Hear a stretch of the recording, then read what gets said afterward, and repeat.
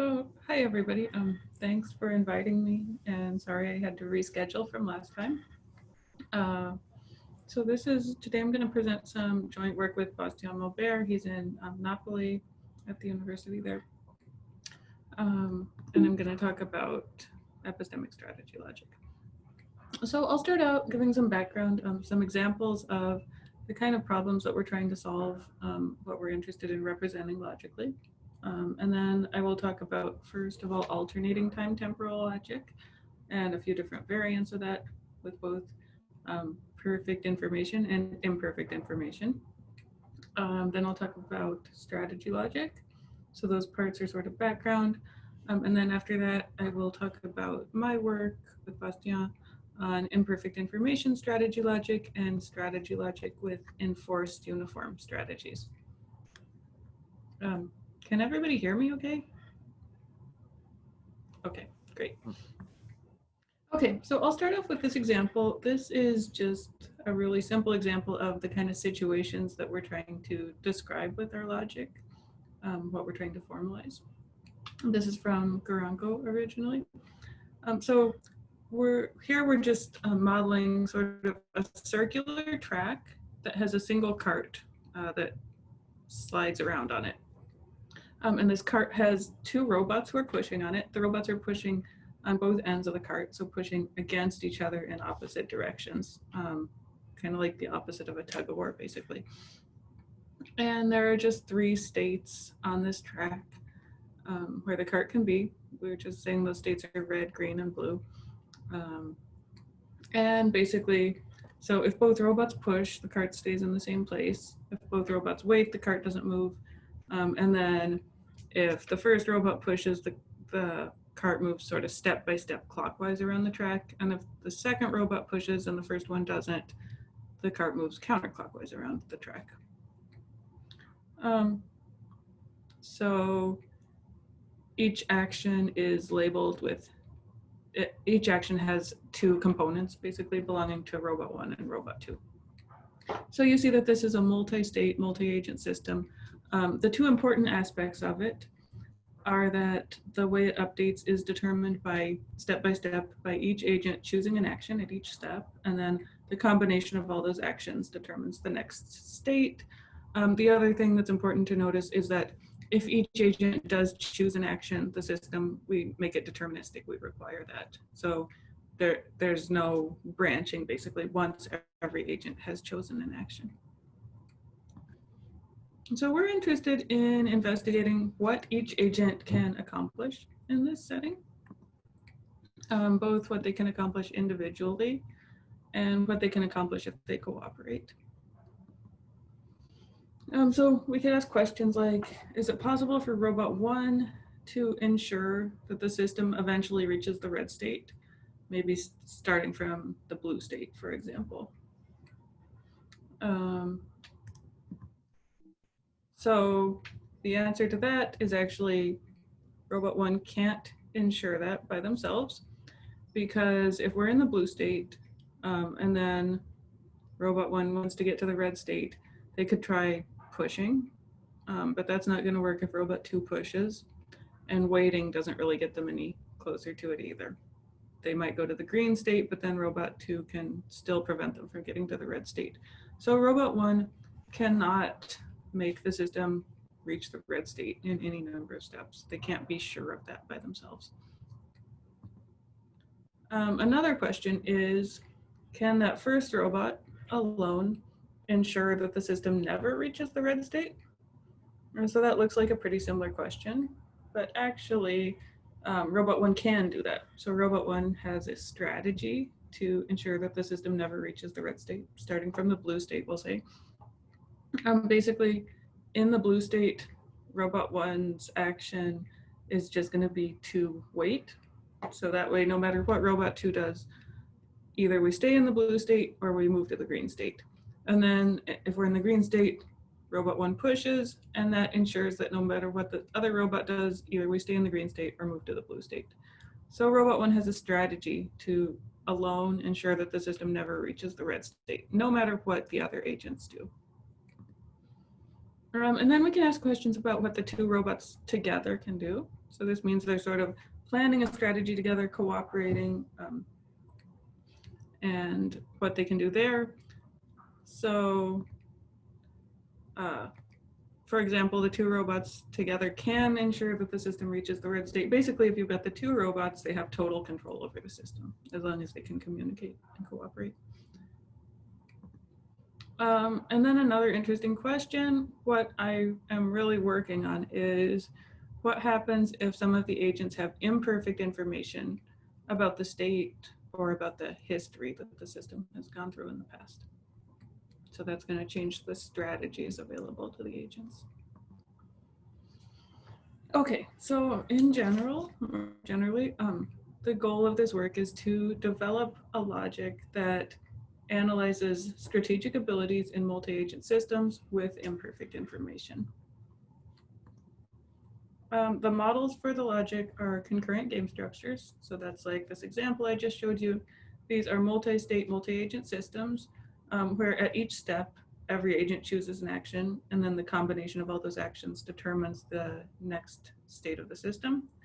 So they can operate step by step, and at every step, each agent chooses an action. And they are deterministic once all the agents have chosen an action. And I'm most interested in imperfect information, concurrent game structures. So this just means each agent has an equivalence relation either on the set of states or on the set of histories. So they have certain states that they can't distinguish between. And I need to give you some background, kind of formalize a couple of key concepts before I introduce the logics. So the first important thing is the exact definition of a strategy. So we define a strategy as a function that tells the agent what move to make depending on the history of the system. So the strategy is just a function from the set of all possible histories to moves that are available to that agent given that history. So examples of simple strategies for the cart on the track situation would be, one strategy would just be always push. Another strategy would be always wait in the red state, otherwise push, or alternate between pushing and waiting, no matter what state the system is in. Those are all strategies. And then in these concurrent game structures, the way that we set them up, if you have a certain starting state and you have a strategy for each agent, the outcome of the game is determined. So having a strategy for each agent and a starting state makes the system deterministic and determines a single history. An example of a history is S0 and then both robots push. So you stay in S0 and then the second robot waits and you move to S2. So these are just like basically lists of state, action, state, action, state, action. So if you have a strategy for every agent, you determinize the system and get a single history. Of course, if you have a strategy only for a subset of the agents, you end up with a set of histories. You have more than one possible outcome. You have like a branching tree of states. The non-determinism comes from the agents whose strategies aren't assigned. Okay, so now I'm going to talk about how we add imperfect information to our concurrent game structures. We just do this by introducing an equivalence relation for each agent on the set of states. We call it like tilde I, where I is an agent. And what it means is just that if state S is equivalent to state T for agent I can't tell those two states apart. So agent I doesn't know which of those two states they're in. So we could add that to our simple card example by saying the first robot is colorblind and they can't distinguish the green state from the red state. So we represent this by drawing the squiggly line between S0 and S2. Agent 1 doesn't know which of these they're in. If they're in either of them, they're indistinguishable. And robot 2 still has perfect information.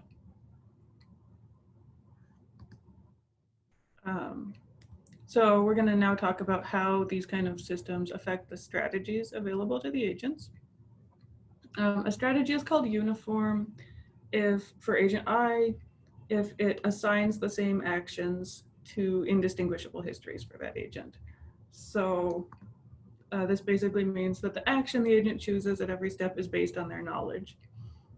So if they can't tell apart two histories, they have to take the same action at those two histories.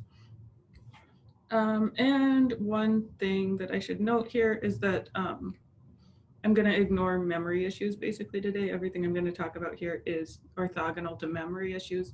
So I'm just going to make things easier and assume that the agents are memoryless. So basically, like, their view of the history is just based on the last state in the history. So the equivalence relation between states is the same as the equivalence relation between histories then. Okay, so here's an example of a uniform strategy. It would just be a strategy that would tell agent 1 to do the same thing at S0 and S2, so push at S0 and S2. The only thing that wouldn't be uniform would be having different actions at S0 and S2, according to the strategy. Okay, so that was our little background and the kind of situations we're looking at. Now I'm going to describe alternating time temporal logic. So this is kind of an older logic. It was the first logic that was specifically describing strategic abilities in these concurrent game structures. So the syntax looks like this. We have our standard operators, and then we have this diamond A operator, where A is a group of agents. And this means the agents in A can make the formula after it true. So diamond A x phi says A has a joint strategy to make phi true at the next step in the execution of the system, no matter what the agents who are not in that group A do. Diamond A box phi, this just means we're going to make phi always true. So the group of agents in A can choose a strategy so that phi will be true at all the possible outcomes, at every state in every possible outcome from those agents following that strategy, no matter what the agents who aren't in group A do. And then phi 1 until phi 2 is the last one. So the group A has a strategy so that phi 1 will remain true until phi 2 eventually becomes true in all the possible executions of the system. Any questions so far? Okay. So here's an example of a few ATL formulas in that same system. So diamond 1x not green. This says agent 1 has this, and we're starting at S0 now. Agent 1 has a strategy so that at the next state we're not green. So that's true. That strategy would just be to wait. And then agent 1 doesn't have a strategy to make red true at the next state, starting from S0. So that's kind of the same as what we talked about before. And this third formula says agents 1 and 2 together can choose strategies so that red always stays true. So they could choose, we're both always going to wait, for example. And then you can have more interesting formulas.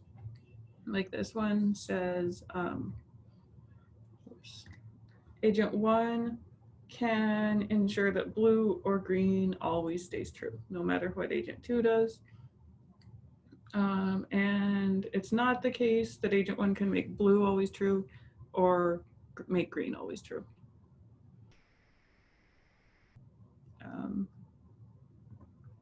Okay, so here's the formal semantics for ATL.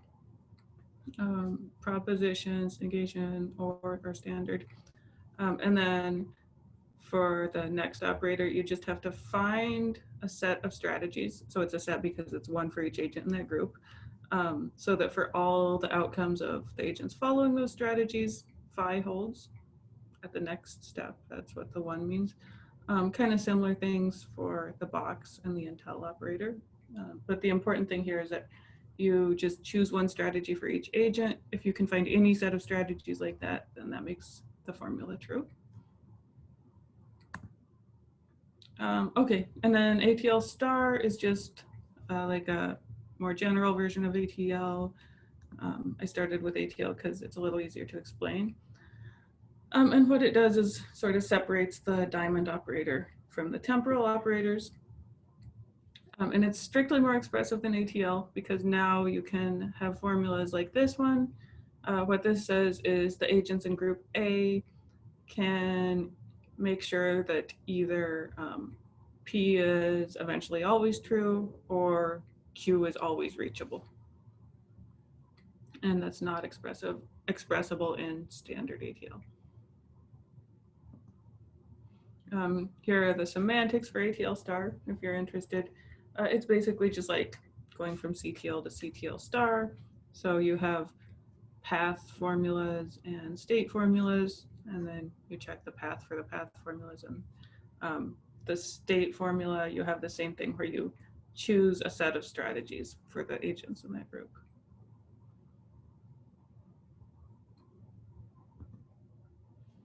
Okay, and then ATL gets more interesting when you start to incorporate imperfect information into it. There are a bunch of different proposals about the best way to do this. There's a lot of work here.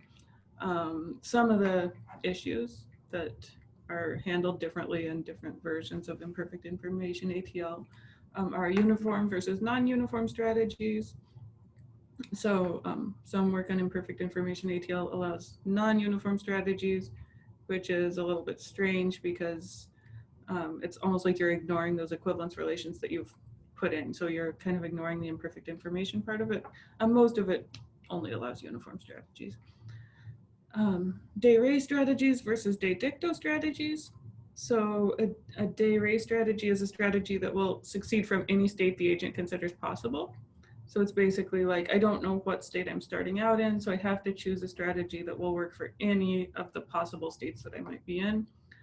So it's like choosing a strategy from the agent's perspective. A de dicto strategy, it is uniform. So the agent always chooses their action based on their knowledge, but it might only succeed from the present state, not from states I consider equivalent. So it's kind of like if somebody comes in from the outside who has more information and gives the agent a strategy, but it does have to be a strategy that the agent is able to follow, which is what a uniform strategy means. Another way that these different versions are different is how the agents are allowed to cooperate and how they're allowed to share their knowledge. So you can have all the agents agree on a strategy at the beginning. You can require all the agents to choose strategies independently without communicating. You can allow the agents to communicate at every step and sort of update their strategies that way, and share information at every step, share information only at the beginning or not share information. And then of course, there's memory issues, like the main ones there are perfect recall and then memoryless agents, but you can also have things in between. So that gives you a whole bunch of different possibilities.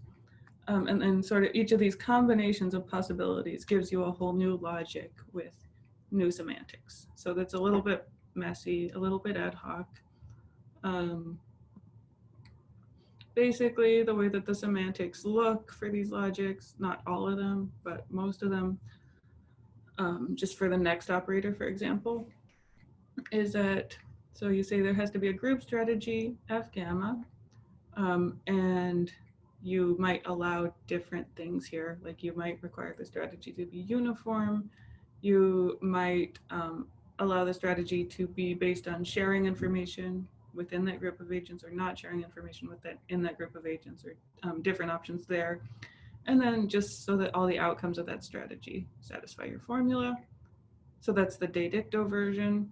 The de re version is a little bit different because then your group strategy, so you can have the same different kinds of requirements there for what a group strategy is, but it has to succeed from all the states Q prime that are equivalent to your initial state. So then every outcome starting from any of those equivalent states has to satisfy your formula. So this is not like exact semantics, but it's sort of a template for the semantics that are used for these different logics. Okay, so obviously there's already a bunch of work on imperfect information ATL. So now I'm going to kind of talk about why I think it's not enough and why I think a different approach is needed. So one problem that you can think about is the difference between knowing how to achieve a goal and knowing that you can achieve it. So these things are actually orthogonal. You can know how to achieve a goal and not know that you can achieve it, or vice versa. You know that you can achieve it, but you don't know how. So one kind of interesting example is just a really simple two-player card game. So your opponent has two cards. You see one of the cards, one of them is face down, it's hidden. You just get to choose one of your cards and play it, and you only win if you beat both of the opponent's cards. So the opponent plays his two cards, one is visible and one is face down. The visible card is a jack. You don't know what the face down card is. So then you look at your cards and your highest card is a queen. So you know that if you are going to have any hope of winning this game, you better play your queen. So it turns out that the opponent's hidden card was a 2. So that means that your strategy of playing the queen does succeed. So you do know how to win, but you don't know that you can win. So you know that if it's possible for you to win, this is the strategy you have to take. It turns out it was possible for you to win, so you know that you can win. But you know how to win, but you didn't know that you could win because the hidden card could have been a king. So this idea of knowing how versus knowing that kind of gives us this these different levels of ability for agents. So the highest level is allowing a non-uniform strategy, which is not exactly reasonable, but it's like above everything else. So you can just like choose actions even not based on what you know. And then all these levels require uniform strategies, but different like amounts of information that you have about what you're doing. So you could have a uniform strategy, but you don't know what that uniform strategy is, and you don't know that you could win. So yeah, and then you could have this de dicto level, which is when you don't know how to win, but you know that you can win. So this is kind of like somebody can come in from outside and give you a strategy that you can follow. That's how you know that you can win, but you don't know how. And then you can know how to win and not know that you can win. That's like that 2-card game that I just described. And then de re ability means you know how to win and you know that you can win. So there's some strategy that you can take from any state that you consider possible that will make you win. So you know that you can win because it's true at all the equivalent states, and you know what that strategy is, so you know how to win. So I'm kind of interested in developing a single logic where you can describe all these different levels of ability. There have been different variants of ATL that have described 4 of these 5 levels of ability. Not this one over here, not the knowing one where you know how, but you don't know that you can win. And you could definitely just write a new version of ATL where you would express that, where you put that straight into the semantics. But that's a little bit of an ad hoc solution, and it means you have to like go through all your work again and figure everything out again from scratch, basically. You also can't really combine it with the other variants of ATL. It's like you're stuck with all the agents having this level of ability and no way to make it more complicated and combine it with other things. So the goal of our work is to develop a unifying framework for all of these different kinds of imperfect information strategic logics.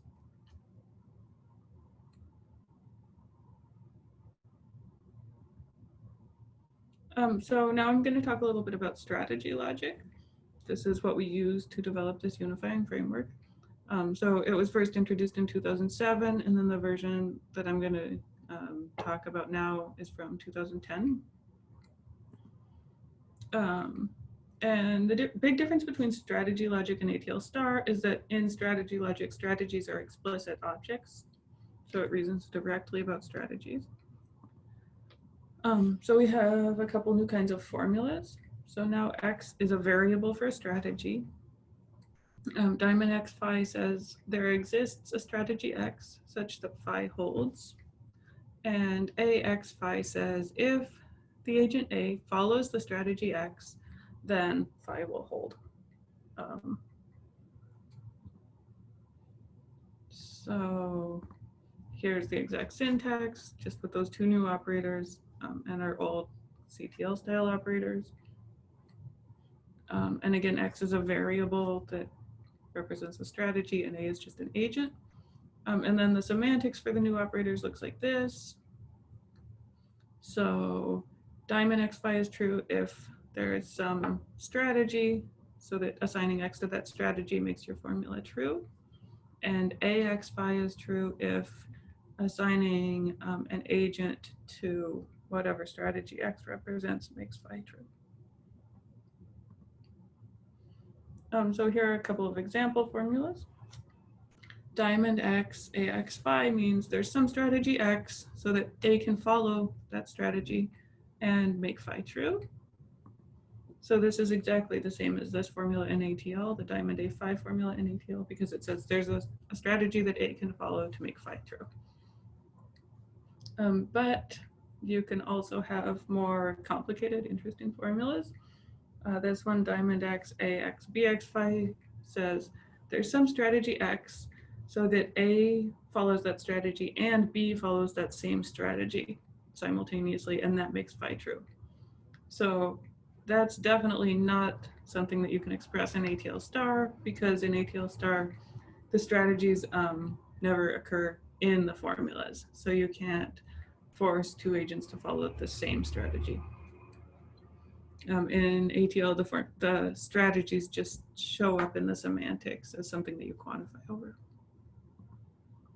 You can do more complicated formulas, like this one says there's a strategy for A, so that no matter what B does, there's a strategy for C that makes phi true. Of course, you can do all your regular things with alternating quantification, like if you move the diamond Z between the X and Y, then you'd be saying there's a strategy for X and there's a strategy for Z, so that no matter what Y does, phi is true. So you can get just interesting levels of expressing different things here.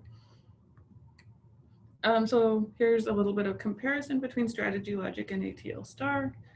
So ATL star can easily be translated into strategy logic, basically based on this idea from this slide that you can express the diamond A operator.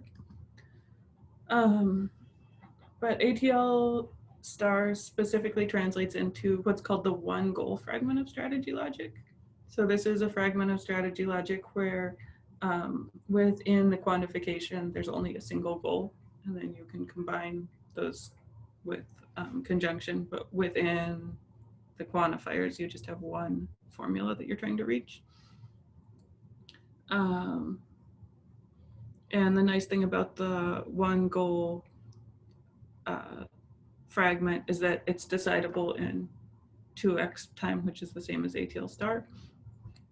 So you're basically like not losing anything by translating your ATL star formulas into strategy logic. And then strategy logic is strictly more expressive than ATL star. Like it can express this formula that A and B have to follow the same strategy to make something true. That's already more expressive. It can express more interesting things too, like the existence of Nash equilibria. To talk about those, you definitely need to be able to refer explicitly to strategies, sort of quantify over strategies, because you're saying something along the lines of, for all the other strategies that I could follow, I wouldn't get the good outcome. So you're quantifying over strategies, and that allows you to talk about Nash equilibria. And so strategy logic is a lot more expressive than ATL star. But satisfiability is decidable in ATL star, not in strategy logic. So that's kind of the downside. But still, where our ATL star formulas translate into the one goal fragment of strategy logic. So that's satisfiability is decidable there and decidable in the same complexity as it would be for ATL star. So that's good, basically. Yeah, the translation is computationally no worse than ATL star. And even this one fragment of strategy logic is strictly more expressive than ATL star. like this example formula I showed you here with A and B. So the one goal fragment of strategy logic is better than ATL star, basically. The Nash equilibria is not in that one goal fragment, but it's an interesting fragment. It can say a lot of stuff. Okay, so that was all. I was talking about other people's work, basically. So now I'm gonna talk about what I've done with Bastien.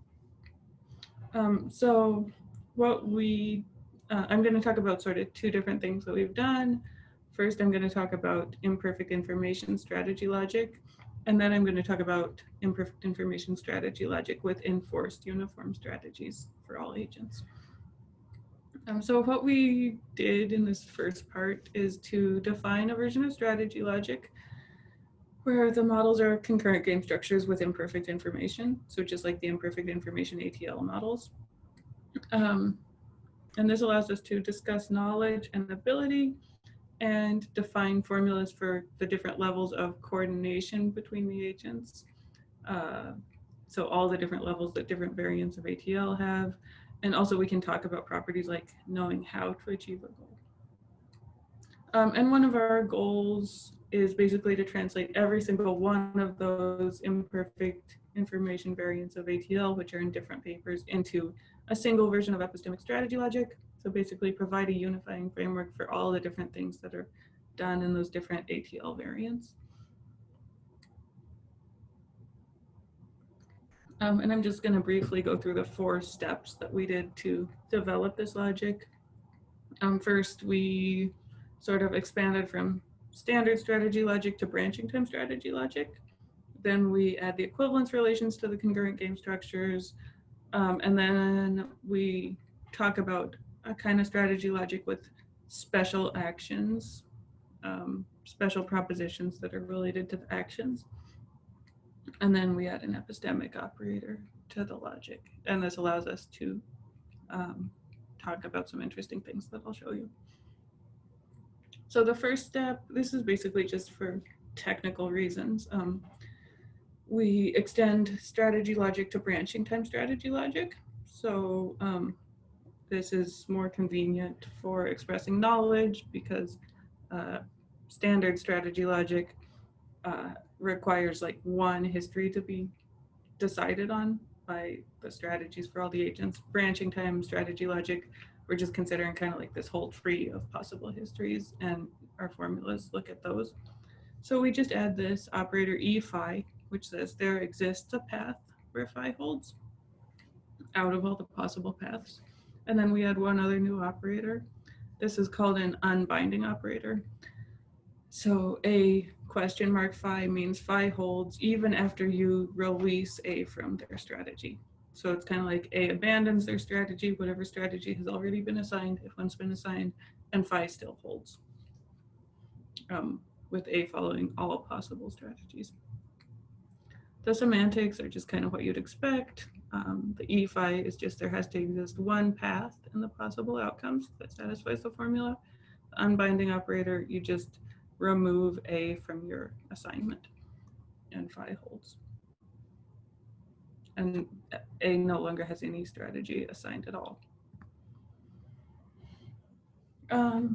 And this is, so these operators, we added them in, but they're still equally expressive as strategy logic. You can go back and forth between both of them. The interesting parts of the translation are just, so E phi, so there exists a path that satisfies phi. You can translate as just like taking one strategy for each agent and saying there exists all these strategies so that you assign them to all the agents and phi holds. So you're just like assigning a strategy to each agent, which allows you to pick out a single path out of that tree. So that's the same as the E operator. And then the other direction of the translation, X phi, of course, is just EX of the translation of phi, and same thing with the until operator. So the E is sort of just implicit in the standard strategy logic. The next step in our work was just to add imperfect information to the concurrent game structures. This is almost exactly the same as what I showed you before. The only difference is that just for generality, we allowed any indistinguishability relation on histories, doesn't have to be an equivalence relation, and it's totally general with respect to memory. And this just allows you to model as many different things as possible, different levels of memory and so on. The third step is adding these action propositions, we call them. These are propositions that describe the actions that the agents took to reach the current state. So we have one proposition for each agent action pair. And what it means is in a history, PAC holds if A's last action in H was C. So it looks at the last action for A and just like says what it is.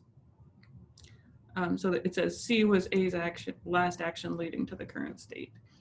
And it's important to notice that these action propositions, they're part of the language, they're not part of the models, because the models aren't on histories, they're on states, but these are just part of the language. And then once we've added these action propositions, we also just add a knowledge operator completely in the standard way. So I knows phi if phi holds at all the histories that I considers equivalent to the current history. So here's our full syntax. We have state formulas and path formulas. The ones we've added are this E, there exists a path, and the unbinding operator and the K operator.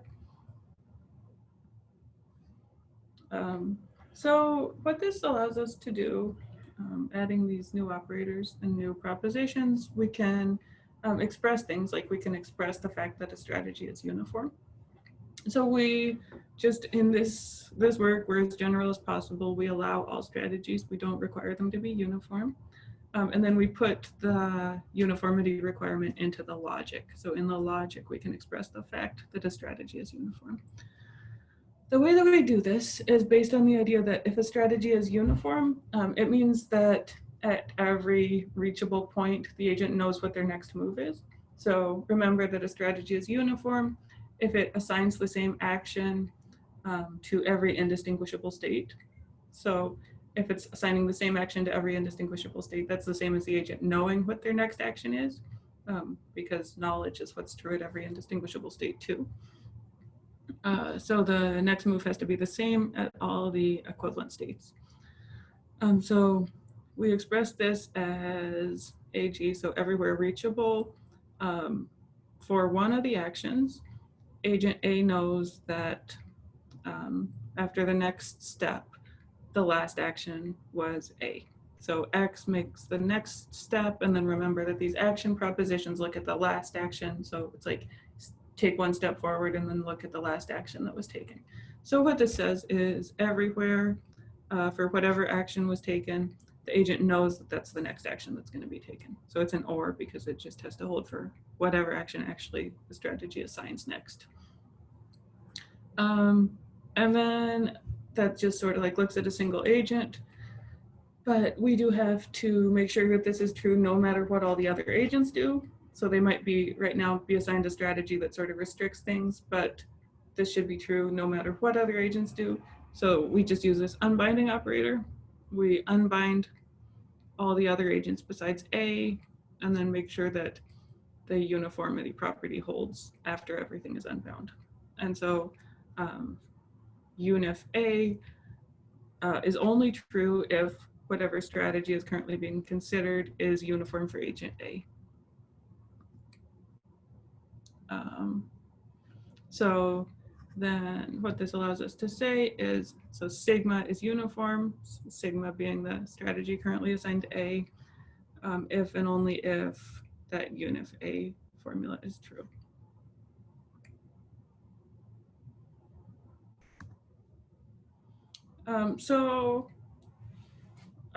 The application of this work, basically one of the goals of this epistemic strategy logic is, again, to be able to translate all those variants of ATL into a single language. We have like a lot of this done, but the proofs aren't really written down yet. But here are a couple examples of how we do this. So in the imperfect information variants of ATL, where the strategies are required to be uniform only. So you don't know how, you don't know that, but the strategies are uniform.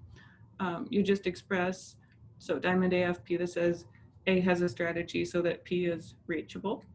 We express this as choosing a strategy for each agent in the group A, assigning that each strategy to each agent, and then the conjunction of all the uniformity for each agent. So the strategy is uniform for each agent in that group, and AFP. So we keep the AFP inside all the quantification. And then if we have de dicto semantics, so these are the semantics where the strategy has to be uniform, but it doesn't have to succeed from every state that the agents consider possible. It just has to succeed from the present state.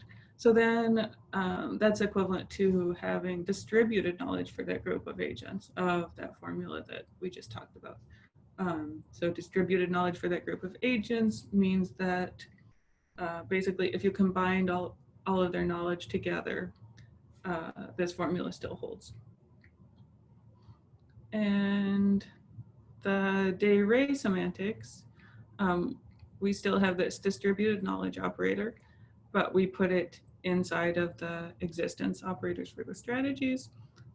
So what that ends up meaning is that first you pick the strategies, and then once those strategies are chosen, this has to be true at every state that the agents can combine their knowledge and consider possible.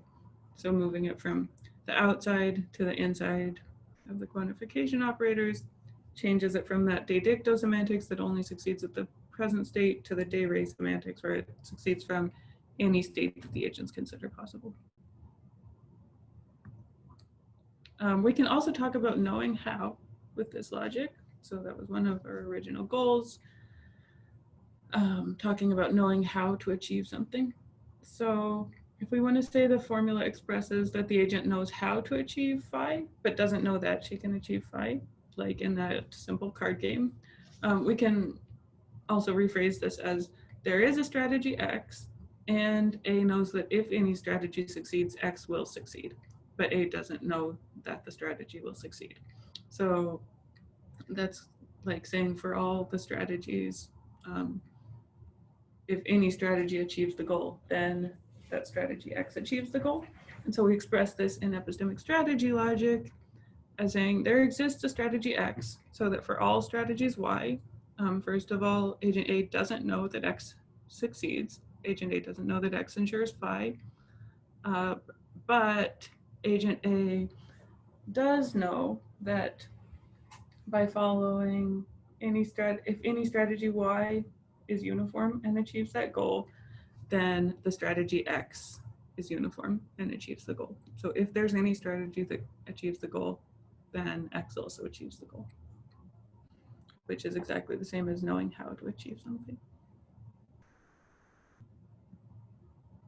And then the other part of our work that I'm going to briefly talk about is just developing a version of imperfect information strategy logic where we enforce in the semantics that all the strategies are uniform.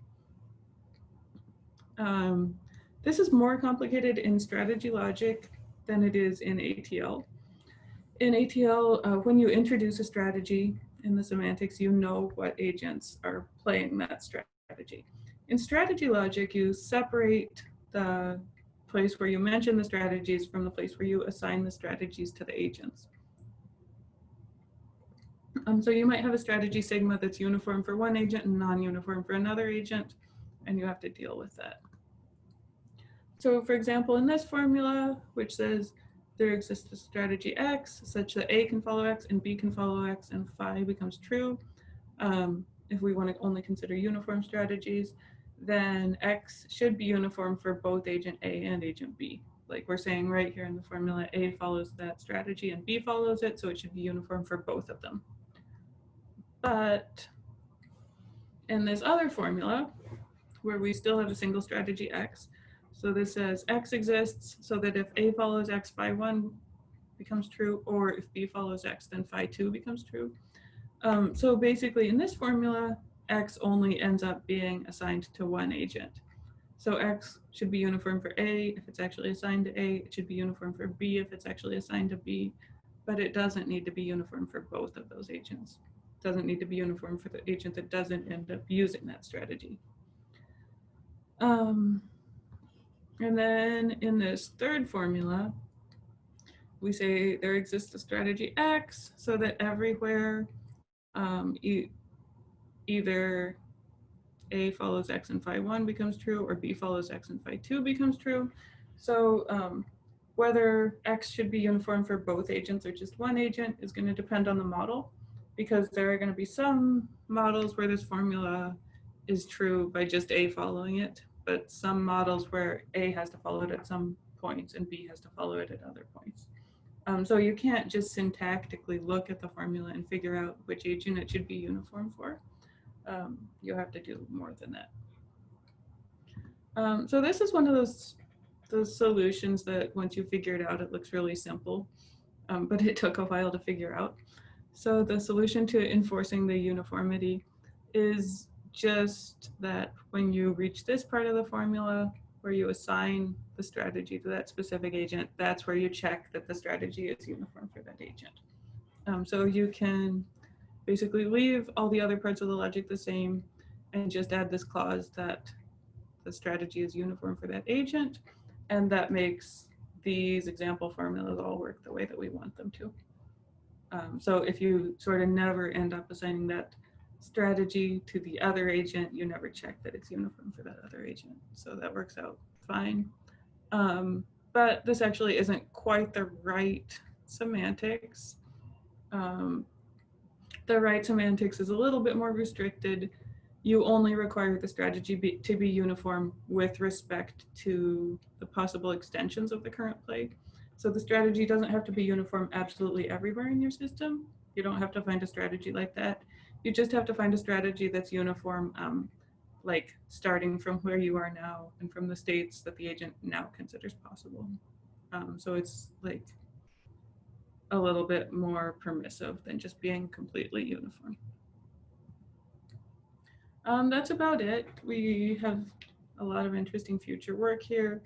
The one that we're thinking about now is translating all of the variants of imperfect information ATL into epistemic strategy logic and getting all those proofs. And that'll allow us to compare those variants. Some of the relationships between those variants are known, like expressivity and stuff, but some of them are still unknown. The relationships between the different epistemic ATL versions. So translating those all into a single logic should help with that. And then we also want to investigate agents' abilities basically under different levels of coordination. So how much information the agents share, how much they coordinate about the actions that they're choosing to take next, and whether that really makes different things true, basically. So having it all in a uniform single logic should allow us to answer those questions a little bit better. We know it's not going to be decidable totally, but we're trying to find decidable fragments. For example, the one goal fragment we think is probably decidable just like it is in strategy logic. And then we're also planning to look at some sort of promising restrictions to make epistemic strategy logic decidable. One of those is hierarchical knowledge. This is basically like each agent knows more than some other agent. So you can kind of like totally order the agents in terms of how much they know. So that's pretty restrictive, but still kind of interesting to look at. And I think that's it. So thank you.